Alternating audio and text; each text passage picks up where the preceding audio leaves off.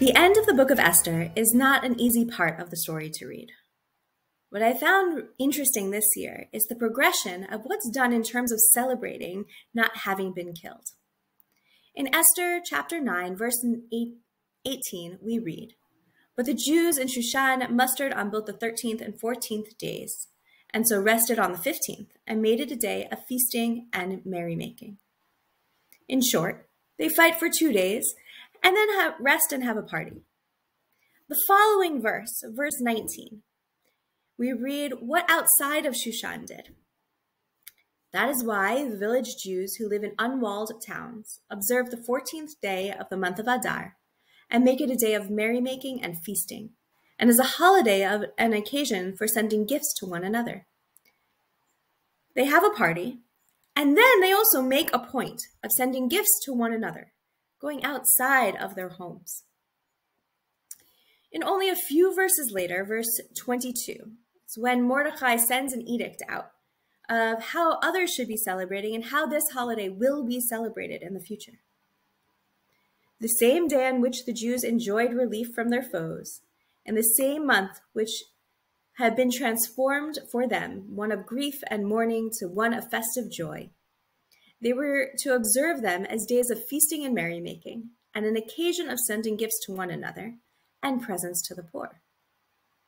So here we hear, not only is this a day of celebration and joy, but unlike other holidays, we're also going to extend the party outwards. We're going to give gifts to our friends, right? Just like they did outside of Shushan. And now we're also going to be giving presents to the poor. When I think about the whole story of Purim, I think of instances of personal and public thinking of what is the right for one's own self and how to balance that with what is needed or wanted from the community. We see with Vashti, she says no to go to King Ahasuerus's party. This can be seen as her standing up for herself, keeping herself safe, as there was no one able or willing to watch over her. We see Esther, who goes directly into the palace, this place that's not safe, so that she could perhaps save her community.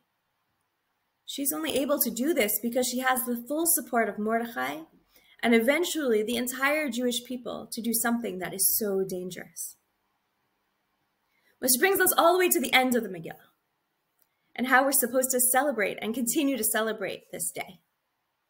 It is a day of celebration and joy, but it is one where we're told we must look outside of ourselves. We must look to our friends and increase their joy and happiness. But also, and potentially more importantly, we need to look out for those who don't have others looking out for them.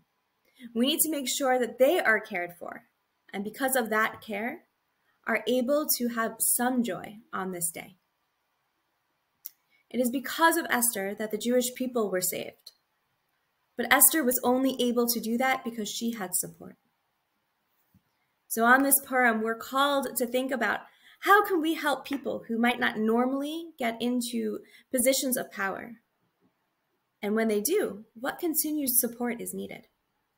How do we, if we are in a position of power, remember what it was like before we got there? How can we build bridges and help people up instead of making it harder for them? And we're called to think about inclusivity. How can we bring in as many people as possible? Who are the people who are being left out? And what are the ways in which we can reach out and include them? How can they also be part of the joy of this day?